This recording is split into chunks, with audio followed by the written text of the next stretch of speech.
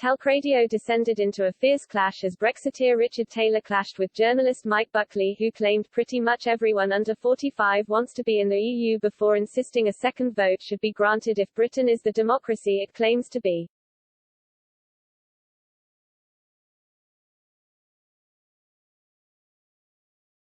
Mr. Buckley slammed, "Brexit is going to stay with us and hobble our economy, unless we undo it, for the rest of our lives."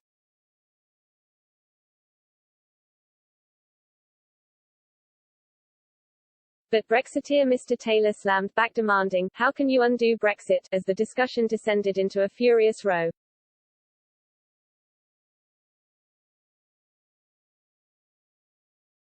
He added, "Are you going to ignore 17.4 million people?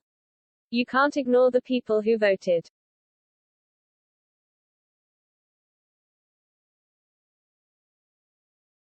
Mr. Buckley hit back, "I'm not ignoring them. It was 5 years ago.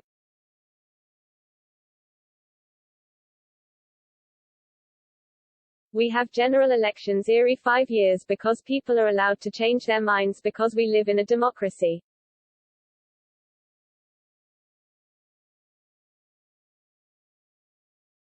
If we as a democracy decide we don't want to do it anymore, we don't have to do it anymore just because we had a vote 5 years ago.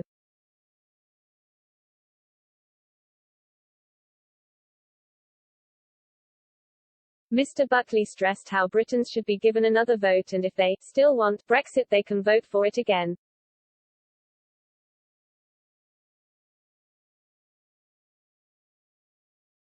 He went on to stress how such a vote is not likely to happen anytime soon, but was adamant that a second vote will inevitably happen in the future.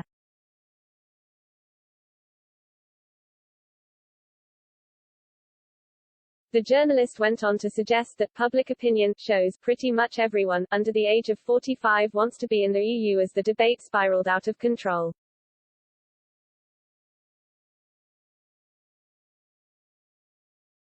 Richard Taylor questioned where Mr. Buckley got such figures from, adding, "That is probably the circles you move in a jab at the Remain camp."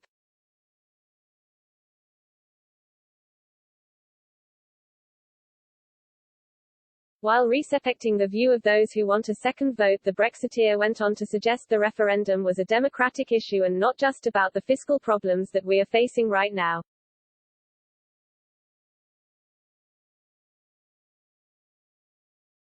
He added, "Brexit has been done now, we have got to move on to try and make it work."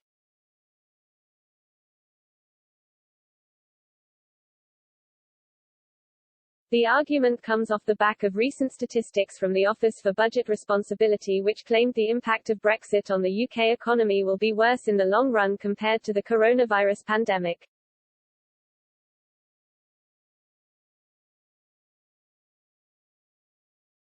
Richard Hughes, chairman of the office, said leaving the EU would reduce the UK's potential GDP by about 4% in the long term. He said forecasts showed the pandemic would reduce GDP by a further 2%.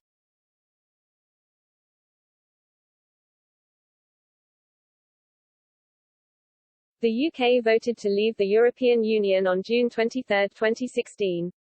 The Leave vote won with a majority of 51.9%, the Remain achieved 48.1% of the vote, turnout for the referendum was just under 72%.